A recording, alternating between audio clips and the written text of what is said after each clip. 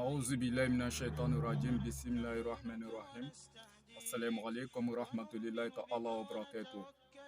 Je m'adresse au Seigneur créateur du ciel et de la terre, Allah subhanahu wa ta'ala, et je prie que la paix soit sur le prophète Mohammed alayhi salatu wa salam ainsi qu'à tous ses compagnons. Ce soir, j'ai un petit thème à démontrer à tous les frères chrétiens du monde entier. Actuellement, j'ai vu un passage de Psaume 150, verset 3 à 6. Un chrétien m'a fait croire que pour danser à l'église, c'est permis dans la Bible. Et je lui ai dit, la Bible est contre tout ce qui est comme danse, que ce soit à l'église ou n'importe où. Puisque dans Psaume 150, verset 3 à 6, il dit « Louez l'Éternel au son de la trompette. Louez l'Éternel au son de la trompette. » Donc là, pour eux, c'est pour dire on peut danser pour l'adoration, pour adorer Dieu. Est-ce que vous voyez? Or, dans la même Bible, quand tu regardes, Psaume 150, verset 3 à 6, on dit louer l'Éternel. C'est quelqu'un qui s'adresse à les gens qu'on peut louer l'Éternel. Ça, c'est la parole de quelqu'un, une interprétation de quelqu'un. Maintenant, il faut aller dans l'accomplissement de ces versets dans Amos 5, verset 23. Amos 5, verset 23. Là, c'est l'Éternel lui-même qui parle. L'Éternel dit quoi ici? Il dit, éloigne de moi le bruit de tes cantines. Je n'écoute pas les sons de tes luttes. Je n'écoute pas les sons de tes luttes. C'est l'Éternel lui-même qui parle. Vous voyez comment il y a une contradiction, comment il y a une différence entre Psaume 150, verset 3 à 6. C'est quelqu'un qui s'adresse que vous pouvez louer l'Éternel. Mais l'Éternel lui-même s'adresse à les gens, à ces créatures là-dedans. Dans quelle partie? Dans Amos 5, verset 23. Il dit quoi? Que je n'écoute pas les sons. Éloigne de moi le bruit de tes cantiques. Donc là, si on dit on va se baser sur un soir, Psaume 150, lui qui a parlé là, qu'on peut louer l'Éternel avec les sons, soit lui la raison, l'Éternel ment. Soit quand l'Éternel a dit, dans Amos 5, verset 2, que je n'écoute pas les sons, d'être éloigné, éloigne de moi avec des sons. Soit l'Éternel a raison, Psaume ment. Vous croyez, vous comprenez, non? C'est un problème qui est actuellement, ça fatigue beaucoup de frères chrétiens, quoi. En défaut de fausses interprétations de la Bible. Il y a beaucoup d'hommes aujourd'hui, ils lisent la Bible, mais ils ne comprennent pas la Bible. Vous comprenez? Après, c'est pour dire que c'est un mystère. Sinon, il n'y a aucun mystère dans la Bible. Je vous relève ce défi. Il n'y a aucun mystère dans la Bible. Je vous lance ce défi. Il n'y a aucun mystère dans la Bible. Aucun mystère. Par exemple, il y a un pasteur qui m'a dit, la parole est devenue chère. Qu'est-ce que ça veut dire? Dieu existe parmi nous sous forme humaine. Mais ça, c'est quoi? La parole est devenue chère. La parole est devenue chère. Ça veut dire Dieu existe parmi nous sur terre sous forme humaine. Ça veut dire quoi? Ça veut dire Dieu est devenu l'homme pour venir sur terre. Vous voyez? C'est des choses. Bon, vraiment, c'est un peu kamikaze. C'est un peu difficile à expliquer, quoi.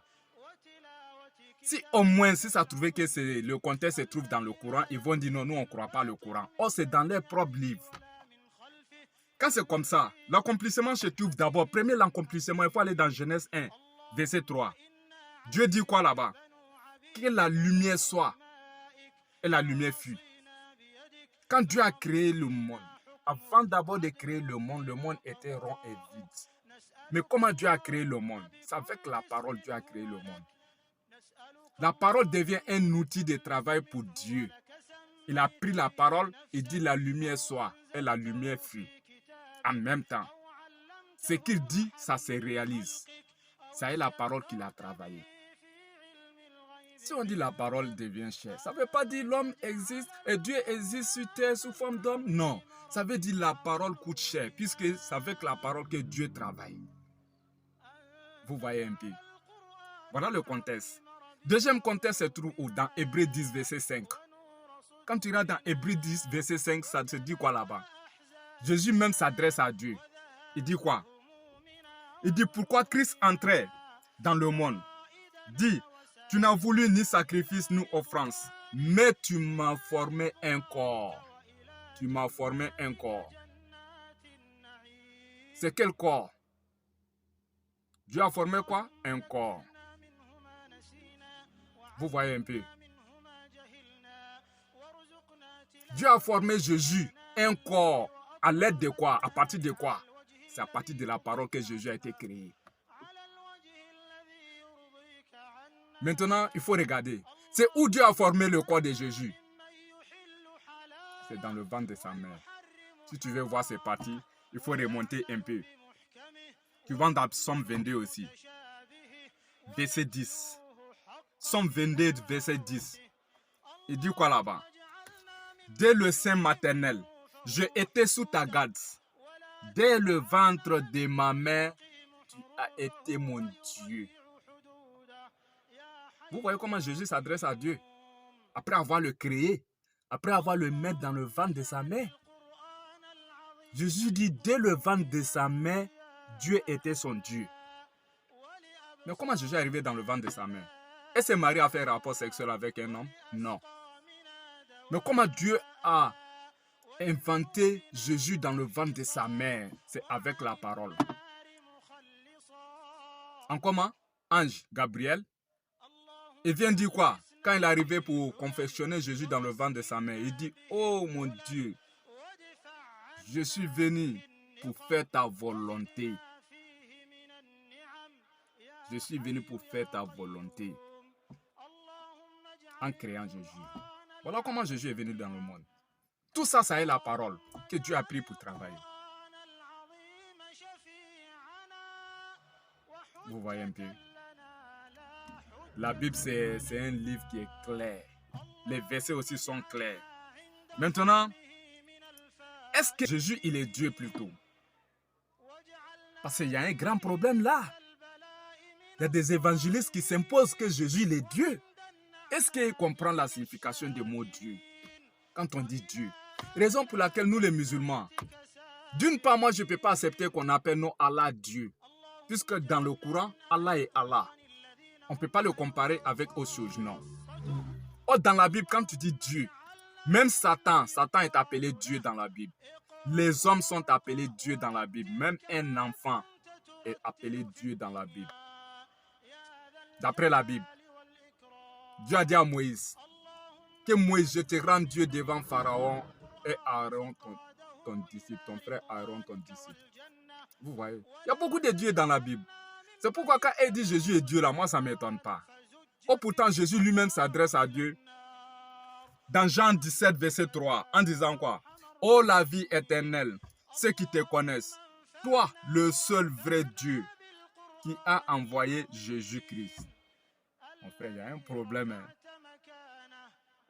C'est Jésus qui s'adresse à Dieu. Lui, vous les appelez Dieu là. Lui que vous l'appelez Dieu là, c'est lui qui s'adresse à Dieu. Oh, la vie éternelle, ceux qui te connaissent. Toi, le seul vrai Dieu, c'est lui que tu as envoyé Jésus-Christ.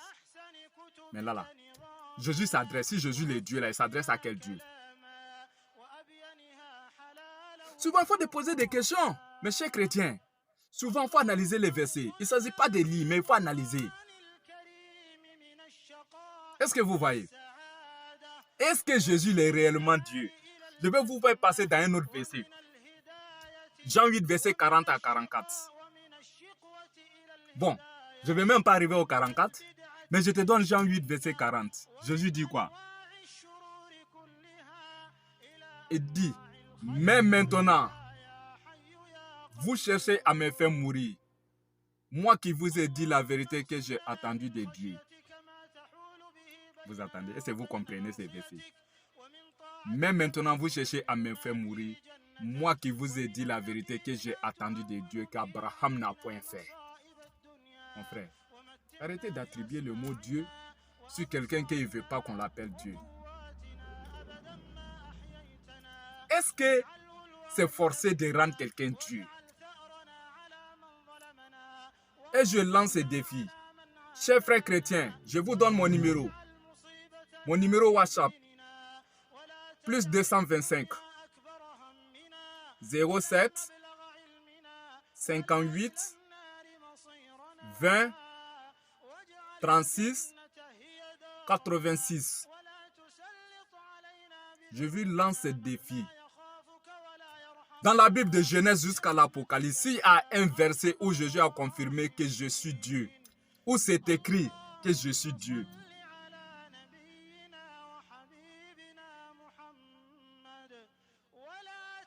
Je deviens chrétien. Je vous promis devant Dieu et devant les anges et devant tout le monde. S'il y a un verset où Jésus a prononcé par sa bouche, je suis Dieu, adorez-moi. Où c'est écrit à quelque part, Jésus est Dieu.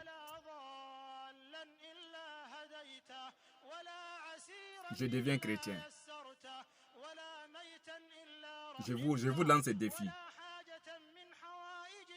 Vous voyez, il y a des choses qu'on ne doit pas faire. Il y a des choses qu'on ne doit pas faire. Vous dites que vous êtes chrétien. Les chrétiens sont sentis. Les chrétiens, c'est les petits Christ, c'est ceux qui suivaient Jésus-Christ. Mais est-ce qu'un jour Jésus a dit à quelqu'un, à un de ses disciples ou bien à un de ses peuples que je suis Dieu? Je suis venu de moi-même. Il y a des problèmes.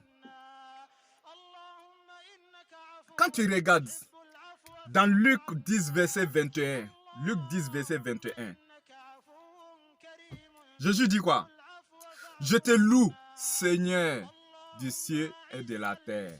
C'est de quel Seigneur il s'agit? Vous voyez, il y a des choses qu'on ne fait pas. Deutéronome 18, 18, je vous donne ces versets. Je vous montre quelques versets de la Bible.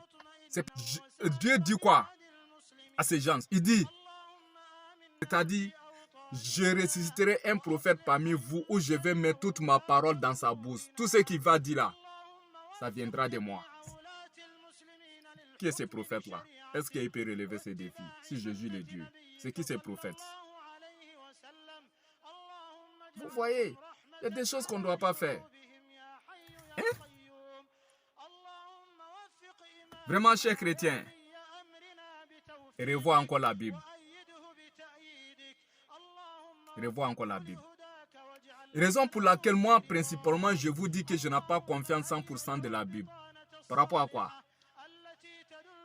Par rapport à des fausses interprétations que des pasteurs ou des chrétiens interprètent, introduits dans la Bible qui n'existent pas dans la Bible. C'est ce qui est beaucoup dit. Souvent les chrétiens disent, vous les musulmans, vous dites que Jésus n'est pas chrétien. Pourquoi vous êtes contre ça? Oh, pourtant, ce n'est pas nous les musulmans seulement. Il y a des parties des chrétiens qui ne sont pas d'accord que Jésus il est chrétien. Et Jésus, il est Dieu. Les catholiques ne sont pas d'accord que Jésus il est Dieu.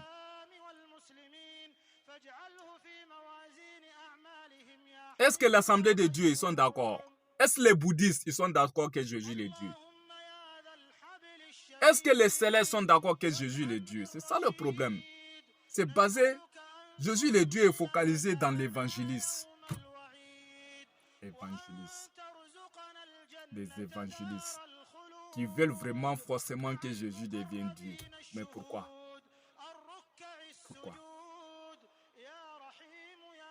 Quelqu'un qui vous a dit. Regardez ces versets. Dieu a tant aimé le monde qu'il a donné son Fils unique. Quiconque croit à lui ne périsse point qu'il a la vie éternelle. Il faut regarder là, terre à terre. C'est quel Dieu qui a aimé le monde? Il a donné son quel Fils? Si Jésus est Dieu vraiment. Vous voyez, il y a des choses qu'on ne doit pas faire. Parce que aussi là, il y a des pasteurs aussi qui se focalisent sur quoi?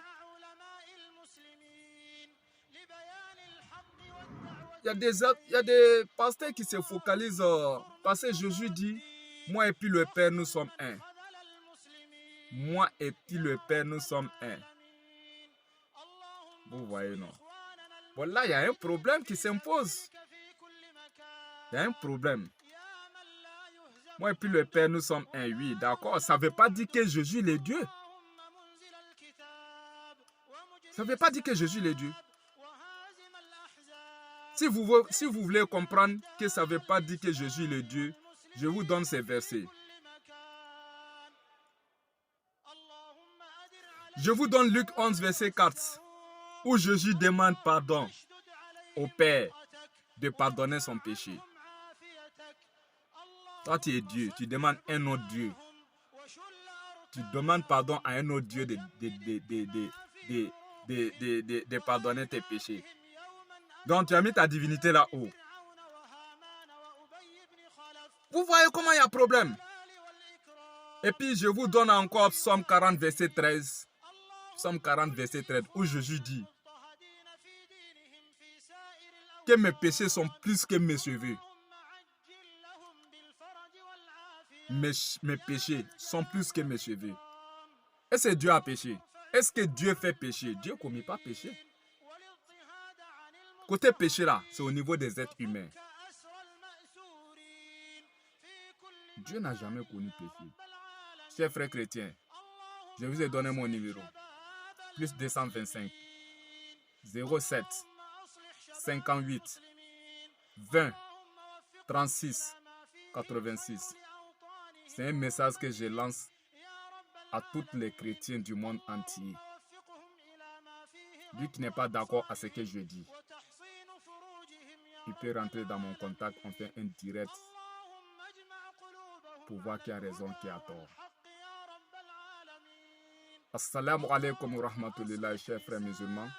Et shalom, shalom à tous les frères chrétiens. C'est une échange fraternelle interreligieuse. Je respecte tous les chrétiens et tous les prophètes de la Bible. Et j'aimerais que tous les chrétiens aussi respectent tous les musulmans du monde entier et respectent tous les prophètes du Coran. Salam alaikum wa rahmatullahi.